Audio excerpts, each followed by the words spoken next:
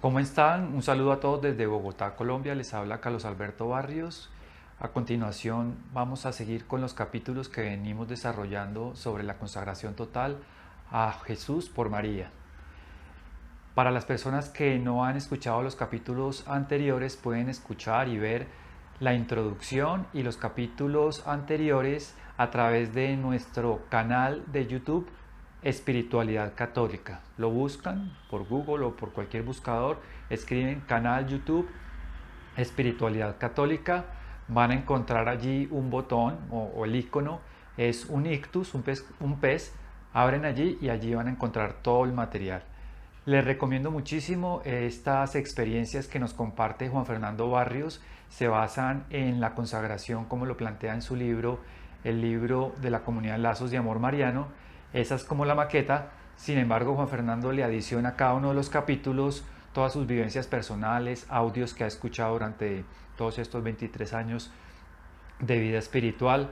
También le adiciona conferencias, testimonios de otras personas, testimonios propios, lo cual hace que cada uno de esos capítulos sean muy ricos. Se los recomiendo ampliamente y no se van a arrepentir de escucharlos. Así que bienvenidos al capítulo del día de hoy.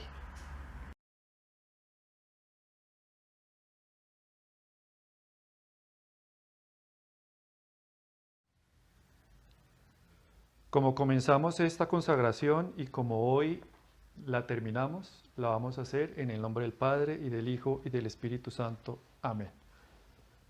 Santísimo Señor Jesucristo, en estos momentos te queremos dar gracias por tu acompañamiento en este itinerario de la consagración al Inmaculado Corazón de María, que es la consagración total al tuyo. Te queremos dar gracias por este voto de confianza, te queremos dar gracias porque nos has inspirado, porque nos has enseñado, porque imprimes en nuestros corazones la gracia que necesitamos para poderla vivir. Te queremos dar gracias porque nos has dado el tesoro más dulce de tu corazón, que es tu Santísima Madre, el puerto seguro, el refugio seguro, el arca de la alianza, el arca que nos va a salvar de las acechanzas del enemigo.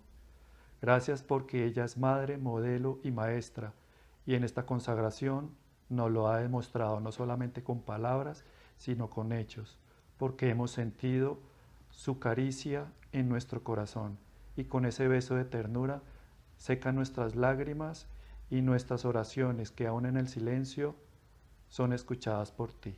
Te damos gracias por el Espíritu Santo, quien nos acompaña y nos lo enseña todo, y nos da la fuerza para ser coherentes con lo que tú nos estás proponiendo en esta consagración. Gracias porque esta consagración es una de las cosas más importantes que habremos hecho en nuestro paso por la tierra. Amén. Vamos a entrar, como lo decíamos, a la última lección de la consagración, la lección número 33. Ya hemos avanzado en estas 33 y un poquito más de lecciones porque hemos visto algunas lecciones que son anexos a algunas que pues hemos creído importante como complementar con esos anexos. Hoy es la última consagración, la última lección de la consagración y es la lección número 33. Jesucristo, Señor de la historia. Para empezar, pues vamos a decir algunos títulos, algunas, digamos, privilegios que tiene nuestro Señor por ser creador, por ser redentor y por ser santificador, es decir, por ser Dios. Y vamos a tomar estos títulos de Génesis, de los Salmos, de Lucas, de Jeremías, de cartas de San Pedro, de cartas de San Pablo a Tobías, por ejemplo, del libro de la sabiduría y también, como corresponde, el catecismo. Algunos postulados, algunos atributos son: Dios es llamado el poderoso de Jacob, el Señor de los ejércitos, el fuerte, el valeroso. Si Dios es todopoderoso en el cielo y en la tierra, es porque Él los ha hecho. Por tanto, nada le es imposible y dispone a su voluntad de su obra. Es el Señor del universo, cuyo orden ha establecido, que le pertenece enteramente sometido y disponible. Es el Señor de la historia.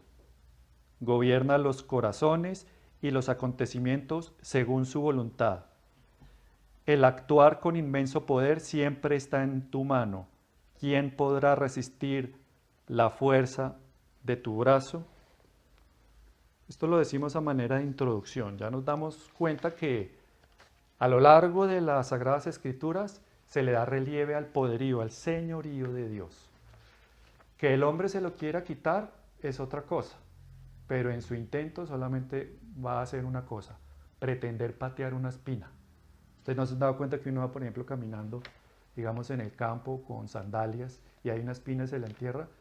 Sería un acto demasiado torpe seguirla pateando con rabia porque me chuzó, por ejemplo. Pues me sigo lastimando, me sigo hiriendo. Eso es lo que está haciendo la humanidad al desconocer el señorío de Dios. Como decía un amigo, es una pelea de cucaracha patas arriba contra chancleta. O sea, es una pelea perdida. O sea, tenemos que ser dóciles a la gracia. ¿Qué significa que Jesucristo sea el Señor de la historia? ¿Qué significa eso? Significa que al final el Señor triunfa y las puertas del infierno no prevalecerán contra la iglesia, contra la humanidad remida por tu sangre. Nosotros no estamos acá como en una película esperando a ver cuál es el final, si ganan los buenos o ganan los malos. Ya Jesús triunfó. ¿Dónde fue ese triunfo? En la cruz, cuando venció la muerte. Entonces el demonio tiene sus días contados y los que lo están siguiendo, es decir, los que acogen al demonio como padre. ¿Por qué? Porque viven en la mentira, en el engaño, en el robo, en la corrupción. Ellos acogieron al demonio como padre, porque si uno acoge a Dios como padre, pues obra como nos enseña Dios, que es a través de los mandamientos. Entonces no estamos a la expectativa de ver el mundo como está corrompido. ¿Cuál va a ser el desenlace? Eso es lo que vamos a ir desarrollando en este capítulo. Y este señorío entonces implica 4 cosas fundamentales. Y eso es lo que vamos a revisar ya en el núcleo de esta lección.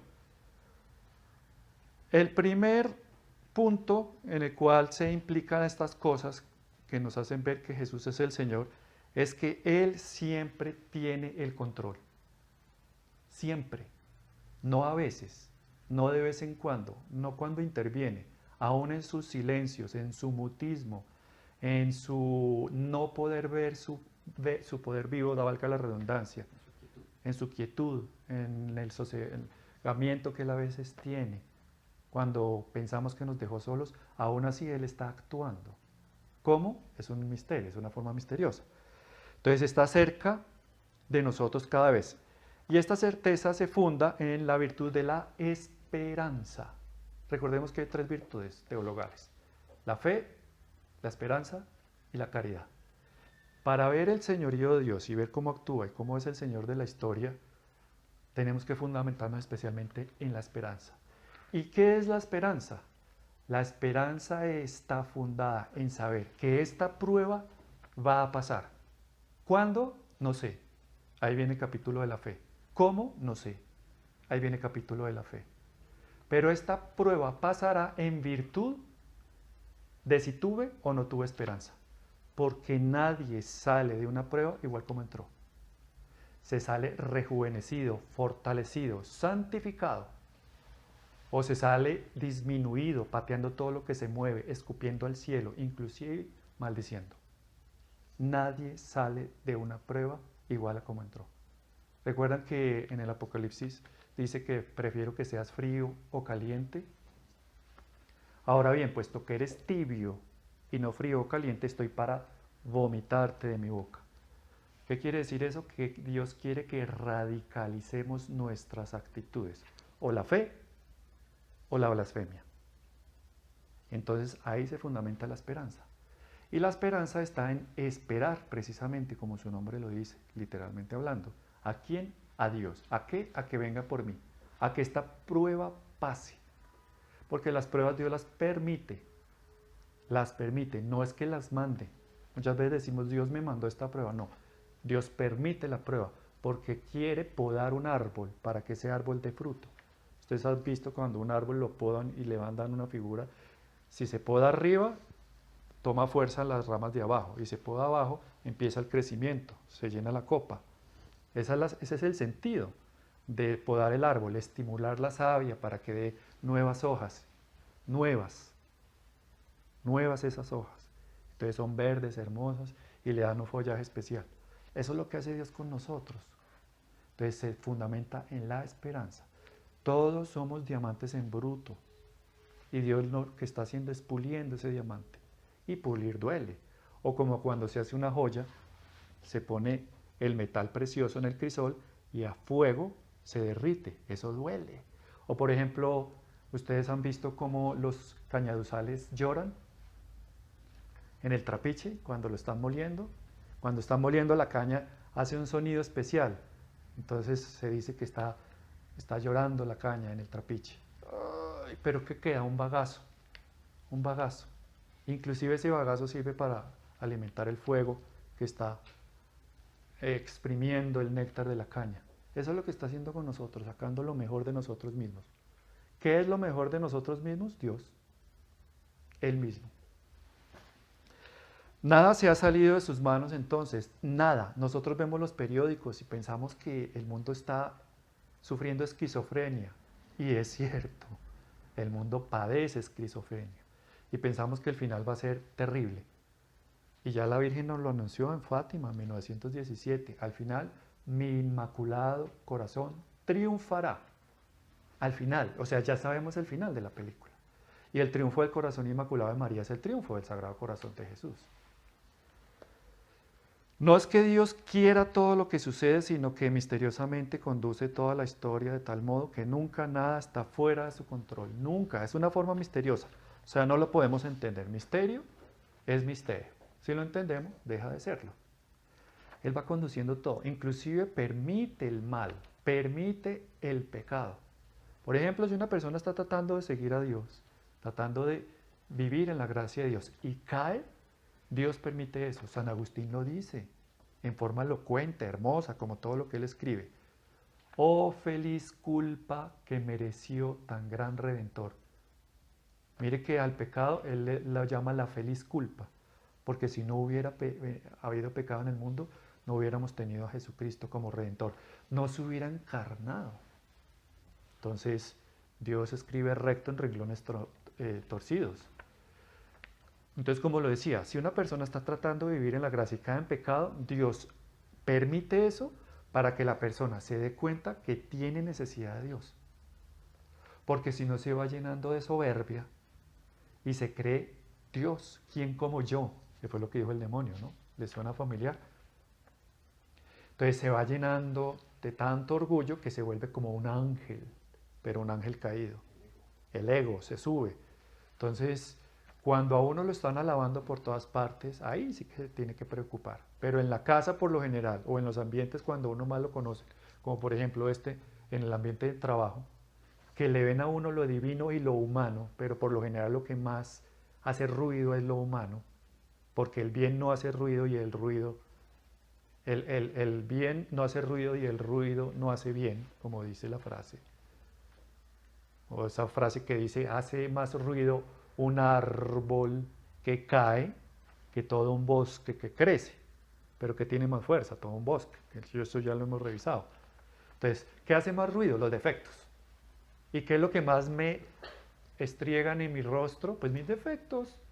Y espiritualmente eso es muy bueno. Si eso es cierto, debo agradecerlo. Y si no es cierto, pues simplemente debo ignorarlo porque tú no eres más porque te alaben o menos porque te critiquen. Tú eres lo que eres ante los ojos de Dios, como decía San Francisco de Asís. Entonces Dios lo permite, tiene el control, aún en las cosas cuando van mal. La esperanza humana se funda, ya lo vamos a ver por otro lado, en cálculos, en estadísticas, en tendencias, en presiones de grupo, etc. Entonces decimos que las cosas van a cambiar. Por ejemplo, hoy en día podemos caer en la tentación. No digo que caigamos en ella, pero podemos tener la tentación de caer en ella. De pensar que lo legal está por encima de lo moral. Y yo he oído personas, ay, pero la eutanasia eso ya está probado. O sea, como está aprobado por la ley, es lícito hacerlo. No, eso se llama asesinato. Ah, pero el aborto ya lo aprobaron en 3 casos específicos, eso se puede. No, la ley lo dice, pero la ley de Dios no. ¿Y a quién estamos obedeciendo? ¿Leyes humanas o leyes divinas? Con la ideología de género que quieren imponer, y miren la palabra, imponer, porque una cosa es proponer y otra cosa es imponer. Inclusive esto que estamos haciendo, lo estamos proponiendo, no lo estamos imponiendo, como es las cuestiones de la fe. La fe se propone, no se impone. Pero en cuanto a la ideología de género, la quieren imponer. Y si llegaran a imponerla, y ya queda por ley, es lícito entonces que yo permita que mis hijos los perviertan en eso que está condenado en el libro del Levítico, en el libro del Deuteronomio, en las Sagradas Escrituras. Y vuelvo y puntualizo, lo que se está condenando son los actos, no a las personas. La persona siempre será amada por Dios, pero esos actos impuros son aborrecidos por Dios. Y eso es lo que no se va a permitir. Entonces llegará un momento que tendremos que ir a la cárcel. Pues sí. Pues sí. ¿Por qué? Porque estamos transgrediendo la ley humana por defender y seguir la ley divina. Entonces, como decíamos, la esperanza humana se fundamenta en estadísticas, en tendencias, en presiones de grupo, en este caso lo que estamos poniendo como ejemplo. Y pensamos que las cosas van a cambiar. Y sí, efectivamente estamos viendo el trigo y la cizaña, pero ¿qué dice la parábola? Señor, al lado del trigo sembraron cizaña. ¿Qué hacemos? ¿Cortamos la cizaña? No. Déjenlo que crezcan juntos, porque si cortan la cizaña pueden dañar el trigo. Y dice, ocúpense, preocúpense por el trigo. Esa es la enseñanza de la palabra. Estamos creciendo juntos, el trigo y la cizaña. Y bueno, no podemos tampoco caer en la soberbia espiritual de creernos que nosotros estamos en el grupo de los buenos, como aquello cuando en las bombas de Pablo Escobar salía la gente marchando y decíamos, los buenos somos más, los buenos somos más. ¿Los buenos? ¿Es que nos creemos tan buenos? ¿Políticamente correctos? O sea, ¿tú no tienes en tu casa un DVD chiviado, pirata? ¿Tú no has copiado nunca en un examen? ¿Tú nunca no has dicho una mentirita piadosa? O sea, ¿somos buenos? ¿Hemos evadido impuestos? ¿Nunca? ¿Jamás? O sea, el único bueno tiene un nombre propio. Eso me parece hermoso de Dios, que tiene nombre propio para invocarlo. Sí, aquí estamos viendo que Jesús es el Señor de la historia, pero tiene ese nombre, Jesús. Jesús es el único bueno, el único. Pero bueno, se está creciendo el trigo y la cizaña. Nosotros estamos en los grises. Dios es blanco, el demonio es negro, estamos ahí en los grises tratando de ser un poquito más blancos. Eso es lo que estamos tratando, por lo menos con esta consagración. Entonces, para redondear el ejemplo del trigo y la cizaña, al final dice, preocúpense por el trigo. O sea, preocupémonos por seguir las enseñanzas de Jesús. ¿Que los malos son malos? Sí. ¿Cuál es nuestra vocación? Orar por ellos. Ama más al que menos lo merece porque es el que más lo necesita. Esa es nuestra vocación. Y tratar de ser la mejor versión de nosotros mismos. Y mire, por otro lado, en contraste, la esperanza cristiana dice, Dios está triunfando aunque veamos a Él crucificado, muriendo como un criminal. Al final, Él resucitará. Él resucitará. Alguna vez hace años estuve en un congreso con el padre Emiliano Tardif, que murió, que ha sido uno de los grandes carismáticos de la Iglesia Católica. Tenía un don de sanación impresionante, como pocos. Y yo fui con una paciente que tenía artritis y la llevé al congreso, pues no se sanó ahí, pero yo sí y ella también. Fuimos testigos cómo los paralíticos se levantaban de las sillas, los ciegos empezaban a ver, los sordos empezaban a oír. Eso fue algo impresionante. Después de la Eucaristía, eso sucedía. Pero en sus charlas, el padre Emiliano Tardif, y quiero redondear este punto con este recuerdo que tengo de él, que en un congreso de 3 días llevaron a una señora en silla de ruedas, muy mal, muy disminuida. Y al final, la gente cuando se producían las sanaciones, subían al escenario y daban testimonio. Los que tenían muletas, subían con las muletas, las tiraban y caminaban, los ciegos empezaban a ver, los que no oían. Algunas veces él refería, por ejemplo, una persona que decía que tenía problemas visuales y Dios la estaba sanando y él estaba seguro y la persona no se paraba y luego Dios le mostraba, no, es que también es sordo, por eso no oía. Y luego decía, el Señor le está sanando sus oídos y ya oía y la persona después daba testimonio. Él cuenta, entonces retomando el ejemplo, que esta persona en silla de ruedas, muy disminuida, muy disminuida, entre toda la gente subió y dijo, quiero dar gracias a Dios porque hoy Dios me ha sanado, Dios me ha sanado. Y todo el mundo la veía en la silla de ruedas mal, todo el mundo, ¿qué pasó? ¿Por qué subió así? Si yo la veo que está mal. Al segundo día del congreso ya la llevaron con oxígeno, en la misma silla de ruedas, pero con oxígeno. Entonces, bueno, fue la Eucaristía y hubo sanaciones, la gente subía, daba testimonio y la señora pidió que la subieran. Y otra vez vieron que subieron a la señora. Quiero darle gracias a Dios porque Él me sanó, gloria a Dios, quiero darle gracias. Y la gente no entendía, esta señora está loca. Y al tercer día la llevaron en camilla, ya no ni en silla de ruedas, sino en una camilla, con oxígeno y canalizada. Y entonces todo el mundo empezó a dar, todo el mundo miraba a la señora ahí en la camilla. Y cuando fue el momento de dar testimonio, la gente subió y pidió que la subieran. Y todo el mundo, pero esta señora, ¿qué le pasa? Y dijo, quiero dar gracias a Dios porque Él me sanó. Y en ese momento se quitó el oxígeno, pidió que le quitaran la canalización y se paró de la silla y empezó a caminar. Se sanó. Entonces, ¿por qué pongo esto como ejemplo para esta parte? Él siempre tiene el control.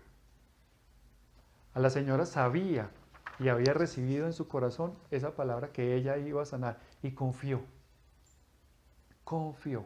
Y recordemos el camino de esa tríada, fe. Y nuestra fe no es como las demás fes.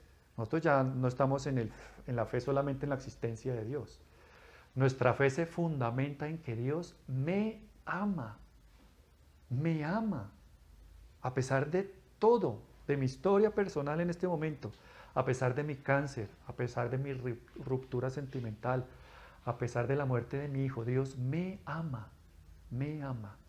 Esa es la fe, pero esa fe tiene que ir ligada a esa tríada que estamos proponiendo, a la confianza. Señor, a pesar de todo esto, yo confío en ti, me fío de ti. Y la tercera parte de esa tríada es me abandono en ti. Esta señora que estábamos poniendo como el ejemplo que nos refirió en su momento el padre Milano Tardif, tiene eso, tenía fe, confiaba en Dios y se abandonó en Él. Y Dios la premió con la sanación al final. Entonces al final Dios siempre triunfará. El segundo punto de los 4 que implica este señorío de Dios. Todo sucede para el mayor bien de los que aman a Dios.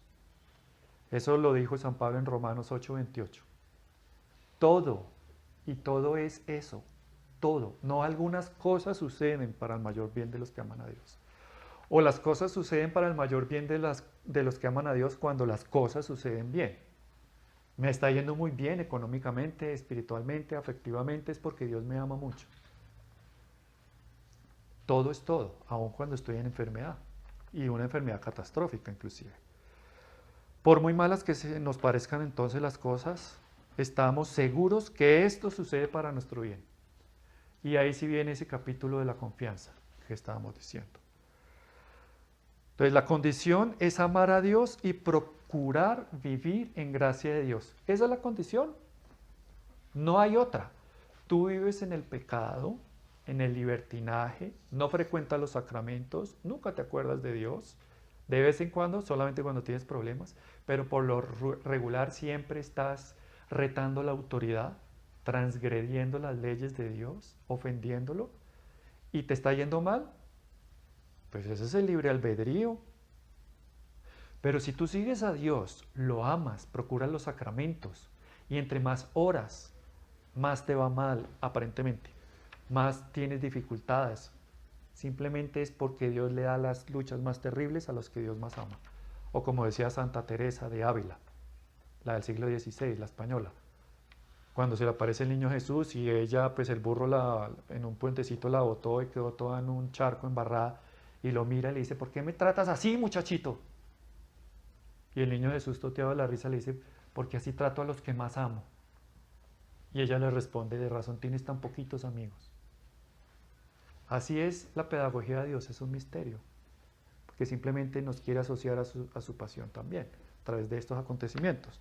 Entonces, la única condición de saber que todo lo que me está sucediendo es permitido por Dios para mi bien, como lo dice San Pablo, es yo procurar la gracia de Dios, procurar vivir en gracia de Dios. Si estoy en confesión, si frecuento los sacramentos, como lo decíamos, si oro, si soy fiel a las enseñanzas del magisterio de la iglesia, si amo a la Virgen y me suceden cosas mundanamente desde esa perspectiva terribles, es porque son para mi bien. Que no me quepa la menor duda. Ahí viene el capítulo de la fe, viene el capítulo de la confianza. Debemos estar dispuestos a aceptar lo que Él disponga para nosotros, y eso lo hacemos en el sagrario. Esa es la oración de entrega que tenemos que hacer en el sagrario. Señor, aquí estoy, delante de ti. Haz de mí lo que quieras. Si quieres, destrúyeme. Y sobre estas ruinas, construye un altar para tu gloria. Como lo decía Santa Madre Laura Montoya. Ella decía esta oración. Y esa es la oración que tenemos que decir. Es la oración de abandono. Haz de mí lo que quieras. Lo que tú quieras. Cuando tú quieras, como tú quieras y en la medida que tú quieras. Lo que para hoy nosotros es una desgracia, mañana será una bendición. Tuve la oportunidad de ver la película Lo Imposible, que es basada en el tsunami que hubo allá en Indonesia. Y tuve la oportunidad de ver en YouTube, si quieren pueden buscarlo, la protagonista original en la que se basó esta película. O sea, esto es de la vida real. Y ella dice al final de su relato que la mayor bendición de su vida y para su familia fue ese tsunami. Porque después de todo eso que padecieron, supo valorar la existencia, supo valorar la vida, supo valorar el don de la vida. Entonces, para ella el tsunami fue una bendición. Los fortaleció como familia, les acrecentó la fe, la esperanza, saber que el mundo pues necesita muchas luchas y la lucha solamente pues la pueden ejercer los valientes. ¿Y cuál es la diferencia entre un cobarde y un valiente? La diferencia es un segundo nada más, un segundo. Saber que en ese segundo una persona huyó y en ese segundo la otra persona decidió dar la batalla. Entre paréntesis, en el único momento en que debemos ser cobardes y huir es en las tentaciones contra los pecados de la pureza, como paréntesis. Entonces, lo que hoy nos hace llorar, mañana nos va a hacer reír. Mire que eso está en el Salmo 125, en el versículo 5. Los que van sembrando con lágrimas cosechan entre gritos, dice, gritos de júbilo, gritos de júbilo. Grito de júbilo como me imagino el que dijo la prima Santa Isabel de la Virgen cuando la vio. Y le dijo, bendita eres entre todas las mujeres y bendito es el fruto de tu vientre Jesús. Eso es un grito de júbilo. Pero un grito similar después de los que han mucho llorado y mucho han padecido, van a gritar de júbilo, alabando a Dios. Entonces Dios de un mal, como lo hemos visto, hasta aquí, saca un bien. Le fascina hacer eso. Le fascina glorificarse en eso. Recuerden el pasaje de José. ¿Se acuerdan cuando José tenía unos hermanos y por celos lo enterraron y luego vendieron como esclavos y cayó en manos de los egipcios y lo tuvieron enterradito como en un foso? Y ahí lo tuvieron y cuando pasaron los que iban comercializando, lo vendieron como esclavo, lo llevaron a Egipto. Lo encierran en la cárcel, tiene los sueños, él tenía sueños, luego el faraón tiene otros, que ve unas vacas gordas, unas vacas flacas, él lo interpreta, entonces él, bueno, el relato lo nombran administrador, empieza a acumular, pero para proveer, porque ya Dios le había profetizado que vendría un tiempo de escasez, cuando viene el tiempo de escasez, los pueblos empiezan a padecer hambre, salvo ellos. Y viene el pueblo judío.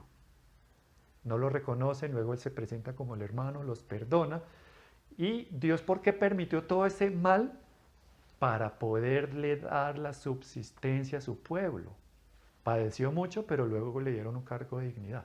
Bueno, el relato es muy grande, pero pues no lo podemos abarcar hoy. Pero es un ejemplo, de un mal saca un bien. Entonces, él pudo hacer que su pueblo sobreviviera con esos víveres que había reservado. Del mayor moral que ha existido jamás y se ha cometido sobre la tierra, es decir, el rechazo y la muerte del Hijo de Dios. Es un mal moral, causado por los pecados de nosotros, los hombres. Dios, por la superabundancia, o sea, donde abunda el pecado, sobreabunda la gracia de Dios. Por la superabundancia de su gracia, sacó el mayor de todos los bienes, la glorificación de Cristo y nuestra propia salvación, nuestra propia redención. No ha habido un mayor mal moral que ese, matar a Dios. Ya lo vimos en un capítulo. ¿Por qué matar a Dios? Porque el yo, la persona de Jesús, es divino. Entonces murió Dios, el yo, pero resucitó. Ahí es cuando Dios vence la muerte. No ha habido un mayor mal moral que ese. No ha existido. Pero tampoco de ese mal ha existido un mayor bien, como la glorificación de Jesucristo. Por eso estamos analizando este capítulo. Jesucristo, Señor de la historia, Rey de Reyes, ante el que toda rodilla se va a arrodillar en algún momento. Entonces, de ese mal moral, no ha habido un mayor bien como este. Salvamos el alma. Las puertas del paraíso estaban cerradas y ahora son abiertas. Sin embargo, con esto que decimos no quiere decir que por esto el mal se convierte en un bien. Entonces yo voy a pecar para que Dios saque un mayor bien de mi pecado. No, no. Lo que hay que reconocer y puntualizar acá es que de mi debilidad viene el pecado. Y si caigo, Dios me levanta. Pero no busco pecar, porque es que yo alguna vez a algún amigo le oí eso. No, es que a mí me gusta pecar porque cuando después me reconcilio con Dios, Él me da mayores gracias. ¡Ey! Eso suena como casi que blasfemia, casi que herejía. No, no se trata de eso. Pero sí tener esa confianza en la misericordia de Dios. Tercer punto, porque Dios es el Señor de la historia. Eso lo dice San Pablo en la primera carta a los Corintios, capítulo 10, versículo 13. Fiel es Dios que no permitirá que seas probado por encima de tus fuerzas. Entonces, si Dios está permitiendo una prueba es porque sabe que podemos soportarla. Dios no va a permitir una prueba que nos supere, por lo menos a la gracia conferida. Y cuando digo la gracia conferida, quiero puntualizar también, no la magnitud de la gracia de Dios, sino la capacidad que yo he tenido de recibirla, o lo que yo he querido recibir de esa gracia.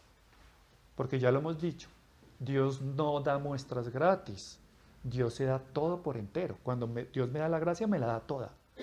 Pero yo soy, que por mi incapacidad de Dios, el que recibo un poquito de esa gracia o mucha de esa gracia.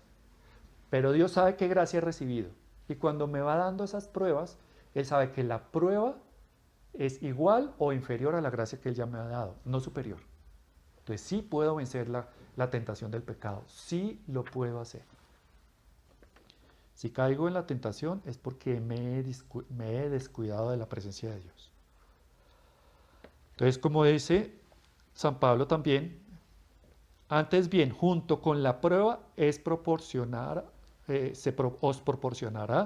el modo de poderla resistir con éxito, o sea, vencerla. La fuerza de Dios, es decir, el Espíritu Santo, siempre viene en la ayuda de quien lo invoca. Necesitamos constantemente, todos los días, no podemos pasar un día sin invocar la presencia y la asistencia del Espíritu Santo. Ven, Espíritu Santo, asísteme, ayúdame, porque sin ti nada puedo hacer. Y San Pío de Petrelcina lo decía, ora, reza y no te preocupes. Ora, ten fe y no te preocupes. Ora, ten fe, confía y no te preocupes. Y la máxima expresión, ora, ten fe, confía, abandónate y no te preocupes. Pero el producto de todos, no te preocupes. No te preocupes, Dios tiene el control. Dios es el Señor de la historia. Es el Señor de tu vida. No te preocupes. Y cuarto punto, para llegar ya al final de lo que estamos meditando. Para que la realidad del señorío de Dios, tenemos que tener esta premisa. Todo lo puedo en Cristo que me fortalece. Todo lo puedo en Él. Yo no puedo, porque yo soy el que no soy. Pero yo todo lo puedo en Cristo porque Él es el que es. Él sí puede decir, yo soy el que soy. El nombre que Él a sí mismo se daba en el Antiguo Testamento. Eso lo dice San Pablo en Filipenses 4:13. Todo lo puedo en Cristo que me fortalece. Entonces, para que la realidad del señorío de Jesús produzca frutos en nuestra vida, debemos recibir la fuerza de la gracia de Dios. ¿Y cómo la recibimos? Hay varias formas, y ya todas las sabemos, pero vale la pena recordarlas. Es absolutamente necesario vivir frecuentando. Cuando digo frecuentando, no es solamente los domingos, porque yo no solamente me puedo acordar de Dios los domingos. Frecuentar es ir más de los domingos, 2, 3 veces entre semana a la Santa Eucaristía, y si es posible todos los días. La oración, la mortificación, las prácticas de la virtud, la devoción a la Virgen, pertenecer y amar a la Iglesia Católica, la lectura orante de la palabra de Dios. Y cuando digo orante es hacer la lección divina, que ya lo revisamos en algún capítulo. ¿Qué dice la palabra? ¿Qué me dice la palabra? ¿Qué le digo a la palabra? Y si el cuarto punto se da, que es la contemplación, que es la inspiración de la gracia en la que me explica la escritura o algo, pues mucho mejor. Pero básicamente las tres primeras. ¿Qué dice la palabra? ¿Qué me dice la palabra? ¿Y qué le digo yo a esa palabra? O sea, ¿qué le oro? Lectura orante. Y no coger la Biblia para ver cosas, digamos, curiosas. O a ver qué me dice Dios y abrir la Biblia en la mitad. Por ejemplo, una persona que quería dejar de fumar. Y ella fumaba muchos cigarrillos y abre la Biblia al azar y dice, ¿no habéis oído que vosotros sois templos del Espíritu Santo? Y ella se dio cuenta, mi cuerpo es templo del Espíritu Santo, yo con el cigarrillo lo estoy matando. Y automáticamente dejó el cigarrillo. Y dio testimonio y todo, y que gracias a la palabra de Dios me liberé de este vicio. Y empieza después con el tiempo el síndrome de abstinencia. Y tenía esa ansiedad de prender un cigarrillo, y entonces cogió otra vez la Biblia y abrió al azar. Y dice, lo que has de hacer, hazlo pronto. Y prendió un cigarrillo y siguió fumando. Entonces, la Biblia no es para eso, no es para ver cosas curiosas ni para poner a prueba a Dios. No, la Biblia es el mecanismo, uno de los muchos, pero uno de los más importantes, en los que Dios me habla. Cuando la gente tiene dudas y dice, ay, es que a usted Dios le habla. ¿Recuerda que alguna vez pusimos el ejemplo de Martín Valverde después de una predicación? Y él le dijo a la señora, y es que a usted no. A todos Dios nos habla a través de la Sagrada Escritura. Sí o sí. O sea, ¿tú tienes dudas y Dios te habla? Lee la Biblia orándola y Dios te va a hablar ahí. Porque Dios, la Biblia es la palabra de Dios. La palabra, ahí habla Dios. Dios quiere que todos los hombres se salven y lleguen al conocimiento de la verdad. Primera carta de San Pablo a los Timoteos 2, a Timoteo, perdón, de San Pablo a Timoteo, capítulo 2, versículo 4. Dios quiere que todos los hombres se salven y lleguen al conocimiento de la verdad. Recuerden lo que ya muchas veces han oído. Jesús dice de sí mismo, yo soy el camino, la verdad y la vida. Jesús no dijo, yo soy un camino, una verdad y una vida. Él dijo en singular, el camino, no existe otro. ¿Tú sabes cuál es el camino para llegar a Dios? tiene otra vez ese nombre propio que habíamos referido. Jesús, Jesucristo, el Kyrios, el Mesías, el ungido de Dios, el Hijo de Dios. No hay otro camino, es el único en singular. Y para terminar quiero referirme a algo que me pareció hermoso con referencia a la canonización de Madre Teresa de Calcuta. Y para puntualizar ya este punto de que Jesús es el camino y la verdad. Para conocer la verdad hay que conocer a Jesús. Si Jesús es la verdad, hay que conocerlo a Él. Recuerde cuando Pilato interrogó a Jesús y le preguntó, y no le dio tiempo a responder, además, ¿qué es la verdad? No le dio tiempo a responder. Si Dios le hubiera respondido, no hubiera pasado esto, lo que pasó. No se hubiera sometido al martirio de la cruz y no nos habría redimido. Para conocer la verdad tenemos que conocer a Jesús. Y para eso me voy a referir a esto que me pareció hermoso. Me voy a reservar el nombre de pronto porque pues no pedí la autorización para contarlo, pero es un obispo de Colombia, de aquí de Bogotá. Y lo estoy atendiendo acá pues en odontología. Y estuvimos hablando sobre la canonización de Madre Teresa de Calcuta. Y él emocionado me dijo, no me la perdí. O sea, me levanté a las 3 de la mañana y la seguí toda. Todos los pasos y sobre todo la homilía del Papa y todo lo que él refirió. Porque él la conoció personalmente. Él estaba estudiando en Roma y coincidió que la Madre Teresa estuvo visitando al Papa, Juan Pablo II, en Roma.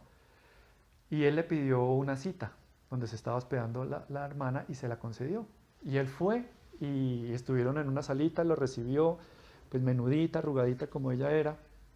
Y él empezó a hablar, hermana, qué alegría conocerla, es un gusto, él emocionado, tengo muchas cosas que preguntarle, quiero que me ayude con un consejo porque voy a dirigir el seminario mayor en la ciudad de Bogotá, Colombia, mi país, y quiero que me dé algunos consejos para guiar a los seminaristas. Y ella lo oía, solo sonreía y no le decía nada, le tomaba la mano y lo escuchaba, de pronto algún monosílabo y nada más. Y dijo, pero quiero que me diga algo, algún consejo. Entonces lo tomó de la mano y lo levantó. Y se fueron caminando y lo llevó a la capilla y lo puso frente al sagrario. Y empezaron a rezar los dos. Y me dice Monseñor, sonriendo, dice, los santos son así. Después de la oración que estuvieron haciendo ya, se fueron a la sala y ya lo iba a despedir. Y él dijo, pues no me ha dicho nada. Yo vine fue a que me diera un consejo. Y yo no me voy a ir sin una respuesta. Le dijo, pero hermana, no me ha dado la respuesta a las preguntas que le hice. Y le cogió las manos y se quedó mirando y le dijo en inglés, only love Jesus. Y no le dijo nada más. Hizo una pausa, Monseñor, y me dijo, los santos son así. Solo ama a Dios. El que ama a Dios procura conocerlo. Y el que lo conoce ha conocido la plenitud de la verdad. Y en la plenitud de la verdad se reconoce una sola cosa, que Jesús es el Señor de la historia, del pasado que ya pasó, del presente que estoy viviendo, aunque sea escueto, y del futuro que va a venir, que es bueno. El futuro de la humanidad es bueno porque Jesús vendrá y habrá un cielo nuevo y una tierra nueva. Esa es la enseñanza de los santos.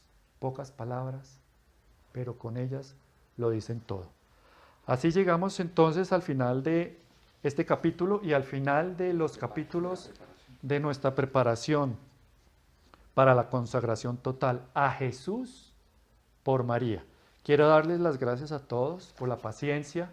No es fácil, fueron 33 lecciones, pues tuve la gracia, el honor, el privilegio de haberlas dado solo yo. Eso es difícil, mi vocecita y toda así nasal, es un mismo tono de voz, eso va entrando como en una monotonía, siempre las mismas lecciones, la misma persona que las da. Si fuéramos más personas las que la diéramos, pues sería más variado, más dinámico, tendría más matices, otras cadencias, otros tonos, otros lenguajes, otros argumentos verbales, pero me correspondió a mí, para mí es un honor. Muchas gracias por haber llegado hasta aquí, por la paciencia y la perseverancia. Nos vamos a preparar ya para la Eucaristía, que ya vamos a publicar en su momento dónde va a ser y cómo lo vamos a hacer. Solo quedarían dos cosas pendientes. La primera, cada uno vaya consiguiendo una medalla. Ojalá sea la de la milagrosa, pues para unirnos a la intención de esta consagración como todos, para que haya una unidad. la medalla milagrosa, que todos la conocen. Sería bueno que en internet conozcan la historia, de dónde viene. Y tan importante como la medalla es la cadena. O sea, la medalla es muy importante. ¿Por qué se llama la medalla milagrosa? Por eso, porque es milagrosa. El primer milagro que va a producir es nuestra conversión, la Virgen. Y tan importante, no sé si decirlo o más, es la cadena, porque la cadena es un símbolo de esclavitud. Con ella vamos a estar encadenados a la Virgen de por vida.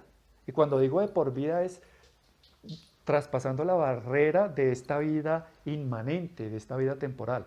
En la vida eterna vamos a estar con ella, en su jardín, un lugar privilegiado para los que se han consagrado a la Madre de Dios. Jesús lo tiene, en Revelaciones privadas lo ha mostrado, Jesús lo dice, y yo lo creo, y nosotros lo creemos. Entonces, la cadena es tan o más importante que la misma medalla porque es un símbolo de esclavitud, quedó atado a la Madre, y es una cadena que nadie puede romper.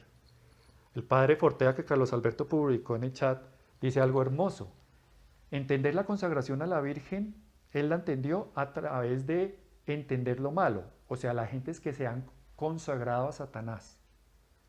Ve cómo esos procesos son tan difíciles que quedan unas ataduras muy fuertes al enemigo. Entonces, entendiendo lo malo, entendió lo bueno. Ve cómo consagrarse a la Virgen es atar nuestro corazón como una cadena o como un lazo que amarran esos buques en los puertos que no son sogas, sino son un montón de hilos de acero. Es una cosa muy fuerte. Esos son los lazos que se producen cuando nos consagramos a la Virgen. Y tiene más importancia, obviamente, que una consagración al demonio, porque la consagración a la Virgen es una consagración santa y es por la voluntad de Dios. Entonces, váyanla consiguiendo, la cadena. La vamos a recibir en la Eucaristía, en la consagración. Y segundo, pues los de YouTube la van consiguiendo para cuando vayan a sus Eucaristías. Cada uno por su lado tiene que ir organizando. Los que no están en Bogotá, obviamente por cuestiones geográficas de distancia, no pueden acompañarnos. Entonces, pueden dar un estipendio, ir a pagar una misa en sus parroquias y la intención es su consagración a la Virgen. Y hablar con el párroco. Yo estuve en una misa así y pasaron unas niñas en una misa entre semana, y emocionadas las niñas y leyeron su consagración delante de todo el mundo. Fue algo hermoso, pueden hacerlo. Hablen con el párroco, me estoy consagrando a la Virgen, quiero mandar a decir una misa y en una fiesta de la Virgen tiene que ser.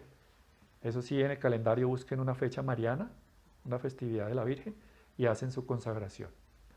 Y un retiro, hay que hacer un retiro previo a la consagración. Entonces el retiro nosotros lo vamos a organizar, vamos a ver si lo podemos hacer en el foyer de Charité, ya las comunicaremos. Nosotros acá los que estamos haciendo en el consultorio, más los que se unan de Bogotá, allá nos encontraremos. Y las personas que están siguiendo por YouTube, pues hagan un retiro espiritual por su lado, puede ser un día, ir a un lugar, un santuario mariano en ambiente de oración, para meditar puntualmente en una cosa: la importancia de la consagración a la Virgen y el compromiso que estamos adquiriendo. Porque esta no es una consagración cualquiera, es un compromiso que queda atado en la tierra y queda atado en el cielo. Entonces, meditar en ese día especial de retiro estas cosas. La fórmula de la consagración. La fórmula de consagración vamos a publicarla para que todos hagamos la misma fórmula. Esa la vamos a publicar. Y lo otro que vamos a publicar, que quedó pendiente, son las tareas. Seamos honestos, si empezamos a revisar las tareas, ya lo estábamos hablando, uno empieza a decir, esta no la he hecho, esta no la he hecho, esta no la he hecho, en cambio esta tampoco, y esta tampoco, y esta tampoco. Entonces este es el momento para revisar. Revisemos cuáles nos hacen falta y las vamos cumpliendo. Es importante hacerlas todas, vamos haciéndolas. Estos serían como al final los avisos parroquiales. Nuevamente nuevamente gracias de corazón por habernos acompañado y por haber acompañado a la Santísima Virgen María, por haberle dicho sí a ella, haberle dicho sí. Vamos a decir la tarea de esta, porque también la tiene obviamente, la tarea que es la práctica, es asistir a una vigilia de adoración al Santísimo en la que se renuncie de manera personal a todo aquello que ocupa el lugar de Dios en mi vida. Y también coronar a Dios como Rey y Señor de mi vida. Y finalmente, como regalo especialísimo de la Santísima Virgen María, quiero extenderles a todos la bendición maternal de la Santísima Virgen María, que empezó a dar desde el año 1988 en Yugoslavia, en Medjugorje. Ustedes recuerdan que las apariciones allá empezaron en el 81, en Bosnia, Herzegovina, pero a partir del 88 ella empezó a dar una bendición maternal. Es una bendición que el Padre le confirió a ella para que ella distribuya las gracias. Sabemos que todas las bendiciones son de Dios, pero esta bendición tiene una característica y es que la Virgen es la custodia de esta gracia y esta bendición. Yo la recibí hace muchos años y el que la recibe después la pueden dar. Ustedes la van a recibir y la pueden dar a sus hijos en las dificultades, en las preocupaciones, a sus familiares y seres queridos. La voy a dar con algo muy especial que tengo aquí en mis manos en este momento. Y es una reliquia de primer grado que se adquirió en la Casa Generalicia de los Pasionistas en Roma. Y tiene este certificado de autenticidad. Son reliquias de primer grado de varios santos. Están Santa Gema Galgani, San Pablo de la Cruz, Santa María Goretti, San Vicente Strambi y San Gabriel de la Dolorosa. Detrás del crucifijo está un pedacito del cuerpo de cada uno de los santos. Es reliquia de primer grado. Para que nos pongamos en contexto, hay tres tipos de reliquias: primero, segundo y tercer grado. Primer grado es una parte del cuerpo del santo. Segundo grado es algo que utilizó el santo. Y tercer grado es algo que tocó, algo que utilizó el santo. Entonces se va diluyendo, digamos, los grados. Pero esta es de primer grado. Acá hay un pedacito del cuerpo de cada uno de estos santos que mencioné. Entonces, reciban todos la bendición maternal, especial, amorosa, protectora, liberadora, misericordiosa, sanadora y consoladora de la Santísima Virgen María, la dulcísima Reina de los santos ángeles y de los hombres, en el nombre del Padre, y del Hijo, y del Espíritu Santo. Amén. Dios los bendiga a todos. Que el Señor nos bendiga y nos guarde, que el Señor nos muestre su rostro y tenga misericordia de nosotros. Vuelva al Señor su rostro hacia nosotros y nos conceda la paz. Que el Señor nos bendiga hoy y siempre, a través del corazón doloroso e inmaculado de María, en el nombre del Padre, y del Hijo, y del Espíritu Santo. Amén.